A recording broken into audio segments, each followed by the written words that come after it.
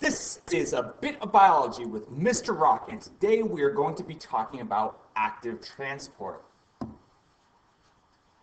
In active transport, this is a type of transport that is across the cell membrane that is going to require energy. This time in active transport, we are either moving really big molecules or we are going to be moving things against their concentration gradient. So a couple of themes of active transport are, number one, we are going to be moving molecules across the cell membrane. We are going to need proteins. This time in active transport, we're going to be moving bigger molecules, things like salt, things like sugar, even things as big as a bacteria.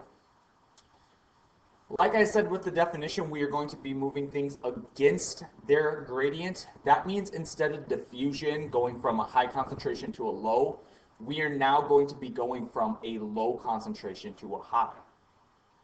And finally, we are going to need ATP to do this. And ATP is energy, so it makes sense that we're going to need energy for active transport. We're going to need that ATP. In the previous video, you learned about passive transport across the cell membrane, and the two of them are similar, but then they are also different. So the ways that they are similar, passive and active transport, is when we're talking about both these terms, we're talking about moving things across the cell membrane. In both of these terms, active and passive transport, you also need lipids and you also need proteins. The differences are going to be, number one, movement on concentration gradient. So in passive, diffusion happens. So we move from a high concentration to a low concentration. In active transport, we are going to sometimes have to move from a low to a high. In active transport, like I said, there is an energy requirement, so we do need ATP, and that's not true for passive.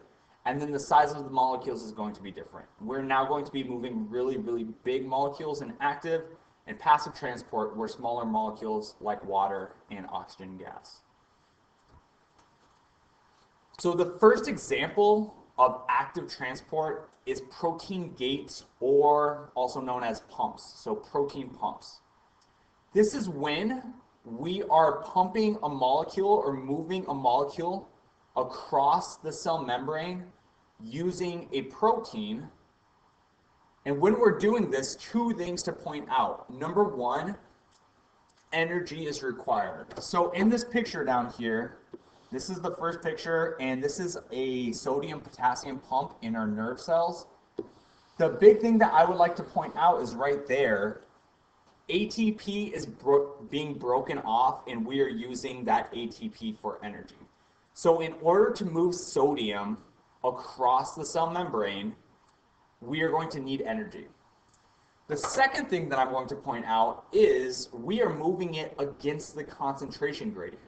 So instead of going from a high concentration of sodium to a low concentration of sodium, we are now going to be moving it from a low to a high. So sometimes cells need materials, and we need to pay money or pay energy to get them across, even if it's not going to be through the process of diffusion. So protein pumps is the first example of active transport.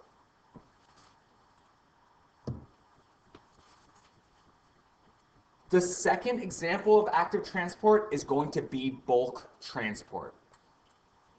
Bulk transport is going to be a type of transport in the cell membrane that requires vesicles. So vesicles, if you didn't learn that from the cell units, they're essentially sacs within the cell that transport materials around. So they're like little tiny packages filled with nutrients and materials. So that's what vesicles are. And we can use these vesicles to send things out of the cell and to send things into the cell. With bulk transport, typically we're dealing with bigger materials. So things like proteins, things like lipids, things like sugar, things like even bacteria.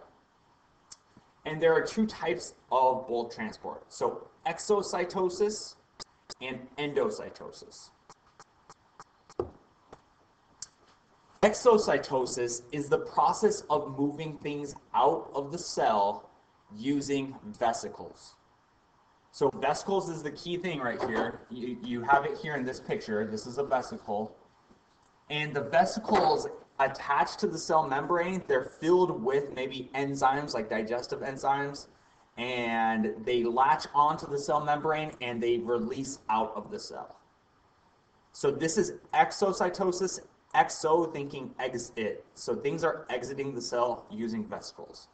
And this is a really cool picture from actual picture of a cell. And you can see that exocytosis is happening. It looks like the cell's like throwing up and things are leaving the cell. So this is another type of active transport, is exocytosis.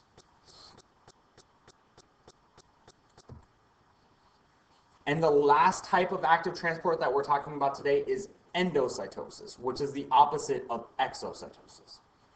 Endocytosis is just bringing things into the cell using vesicles. So we're using vesicles again. You can see it here in this picture.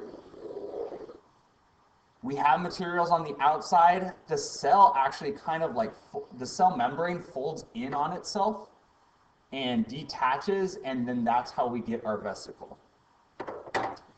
So this is endocytosis. It's things moving into the cell. And finally, we just have two examples of this.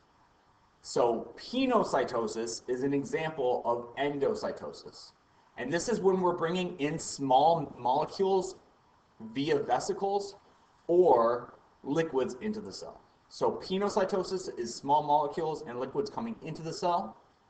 And then phagocytosis is bringing in large molecules into the cell. So an example of this is something like a bacteria. We have immune cells that digest bacteria and break it down and kill the bacteria.